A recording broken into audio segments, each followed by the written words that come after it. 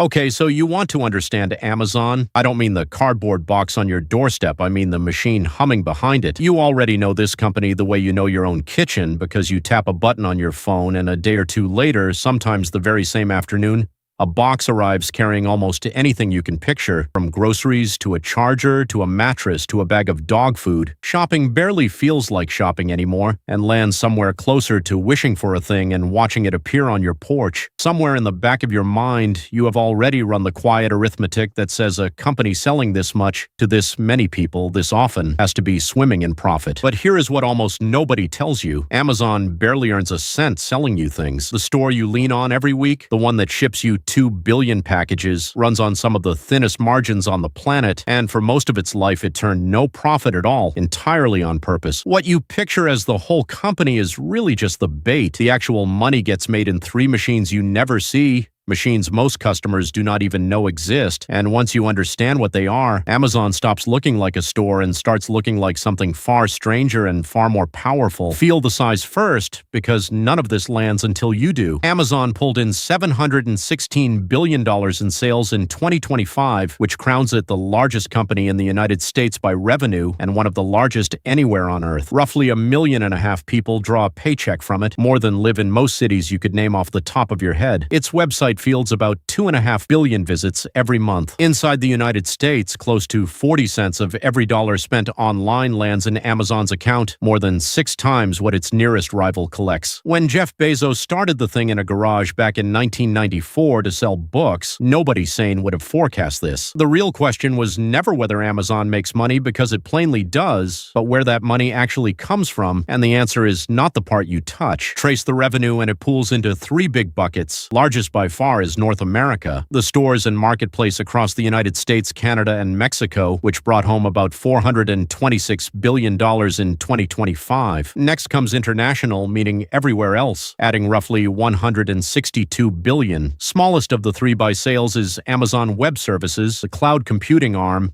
at around $129 billion. Retail, in other words, is the giant, generating nearly 80% of everything that comes in. Stop reading there and you would swear Amazon is a store that dabbles in servers on the side, and you would be flat wrong about how it feeds itself. Here is where the whole picture turns over. Revenue counts what walks in the door, profit counts what you actually keep, and those 2 numbers tell wildly different stories. Weigh operating profit instead of sales, and that little cloud business, the one making up just 18% of the company's revenue, throws off more than half of its entire operating profit. AWS by itself earned about $46 billion in operating income in 2025. The North American store, sitting on more than triple the sales, cleared around $30 billion. The international business barely broke even, the way it has for years now. The part of Amazon you actually touch, the part shipping you boxes, turns out not to be the engine. It is the storefront that pulls you inside so the real engines can run. Look hard at the store first, because you have to see how thin it really is before the rest clicks. Selling physical goods is a merciless trade, since you buy a product, warehouse it, pack it, ship it across a continent, eat the returns, and after all that, you pocket a few cents on the dollar if fortune smiles. Amazon spent close to 2 decades scraping by with almost no profit on any of this, and Wall Street allowed it because Bezos kept announcing the plan out loud. Every dollar that could have become profit got funneled straight back into lower prices, more warehouses, faster shipping, and fresh businesses. As recently as 2022, the company posted a net loss of nearly $3 billion. Sit with that for a second. One of the most valuable enterprises on Earth spent most of its history earning almost nothing on paper, and that was not stumbling, that was the blueprint. Bezos even had a line for it that became famous across business schools, that your margin is my opportunity. Stripped down, it means that every rival's comfortable profit is a target, and Amazon would undercut them, swallow almost no margin itself, and starve the competitors who needed that margin to breathe. The thin store was never the destination, it was the weapon for capturing you. That philosophy did not vanish when Bezos stepped back either. Under CEO Andy Jassy, who took over from Bezos in 2021, the company has pushed the same logic deeper into cloud and advertising while doubling down on logistics infrastructure. So if the store barely earns a dime, the profit has to be pouring in from somewhere else, and it is. Meet the first hidden engine, which has nothing to do with retail. Amazon Web Services quietly became one of the most important businesses in the world. world. Back in the 2000s, the company built enormous computing infrastructure simply to keep its own store standing during the holiday crush, and then somebody realized that same computing power could be rented out to everyone else. What began as a side project matured into AWS, and today it runs a staggering slice of the internet you move through every day. Stream a show, open an app, sign into a website, and the odds are strong that Amazon servers are the ones answering you. AWS holds roughly 28% of the entire global cloud market. Renting computing power is a completely different animal from shipping toothpaste, and the margins on it are enormous, which is exactly why a business worth less than a fifth of Amazon's sales throws off more than half of its profit. Every time you shop the store and Amazon barely breaks even on you, AWS is working in the background, quietly earning the money that keeps the entire company alive. The boxes are the show, and the cloud is the business. And the cloud is about to get considerably bigger. Amazon is planning to spend around $200 billion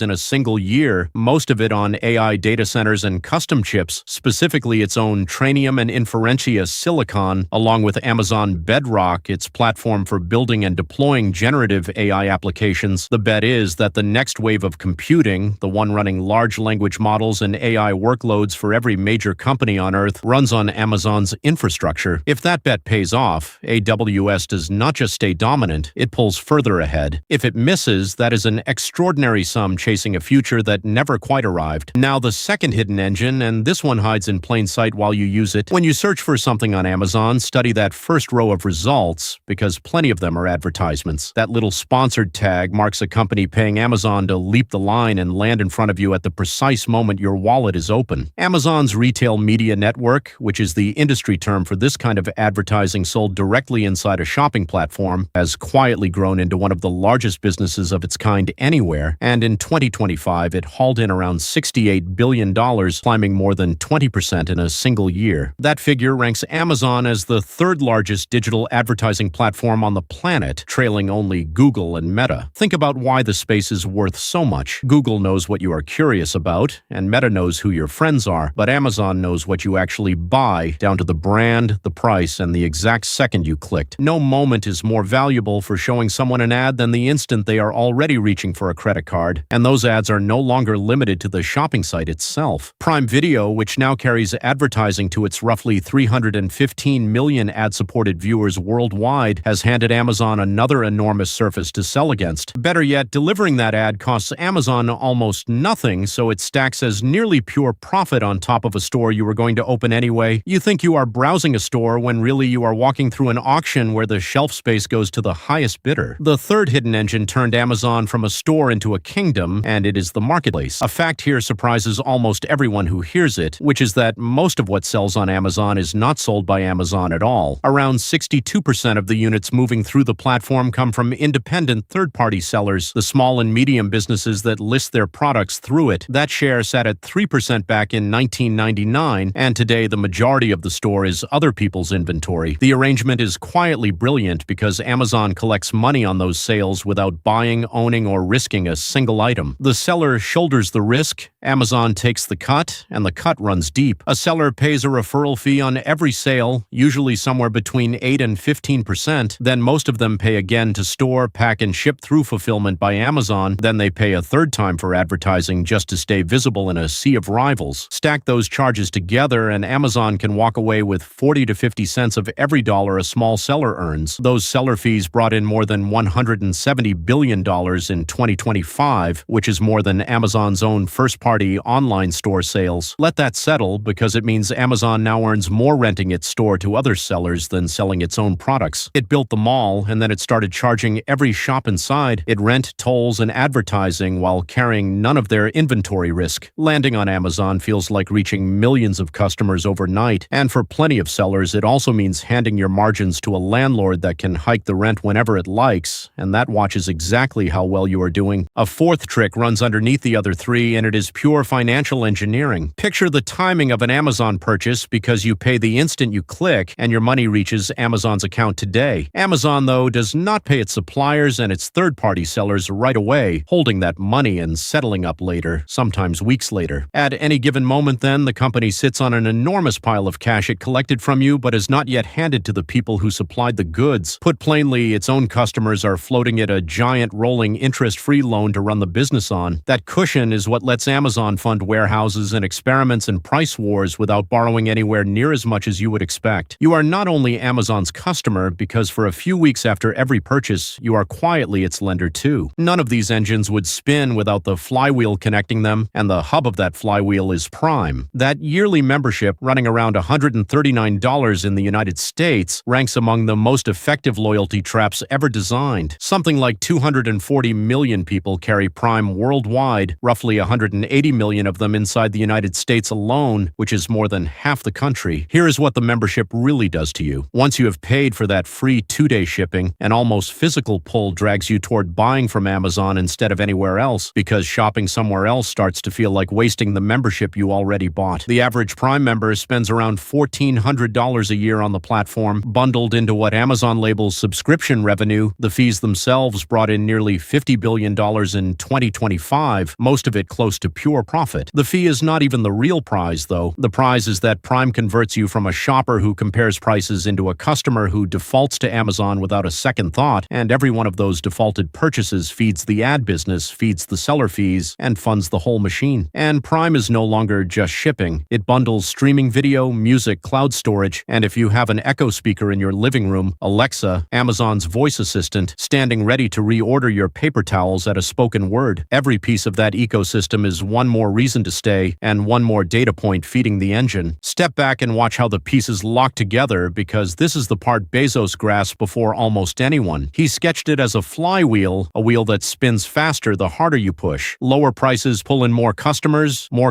attract more third-party sellers hungry for access to them, and more sellers mean more selection and even lower prices, which pulls in more customers still. Round and round it turns, and every rotation makes the next one easier. The thin margin store was never meant to be the profit center. It was meant to spin the wheel, gathering hundreds of millions of loyal, paying, data-rich customers into one place. Once you have that many people funneled through a single platform, you can sell access to them again and again at margins the store itself could never dream of. You sell them cloud computing, you sell advertisers the right to reach them, and you sell other businesses the right to set up shop directly in front of them. The store is the bait, the customers are the product, and the fishing has been extraordinarily good. So what does grabbing a piece of this for yourself actually look like? Because you have a few doors, and each one reveals something about the machine. Door 1 is to become a seller, listing your product on the marketplace to reach those 200 million plus Prime members, which is the dream of countless small businesses and entirely real. Remember the take rate, though, because between referral fees, fulfillment, and the advertising you will nearly be forced to buy, Amazon may keep 40 to 50 cents of every dollar, and the day you lean on Amazon is the day Amazon effectively runs your margins. Door 2 sits on Amazon's own turf, where you build your software on AWS or advertise your brand through the platform, which turns you into a paying customer of the very engines that make Amazon rich. Door 3, the only one open to absolutely anyone, is buying the stock under the ticker AMZN and owning a sliver of the whole machine, the store, the cloud, the ads, the fees, and the float without packing a single box. The last door is simply working there, inside the largest logistics and computing operation ever built. But to be honest now about what could crack this machine, because nothing this powerful comes guaranteed. The first threat wears a government badge, since Amazon's sheer dominance, especially the way it runs a marketplace while competing against the very sellers on it, has parked the company squarely in the sights of antitrust regulators who argue it squeezes the businesses depending on it. A second threat is that the crown jewel, AWS, no longer sprints away from the field unchallenged, because Microsoft Azure and Google Cloud are pouring everything they have into the competition, and the race to power the artificial intelligence boom has become the most expensive fight in the history of tech. On the international front, Alibaba and other global e-commerce players are demonstrating that Amazon's model is not automatically the answer in every market, keeping real pressure on the international segment that has struggled to break even for years. That points straight at the third risk, the sheer scale of Amazon's bet on AI infrastructure, with those $200 billion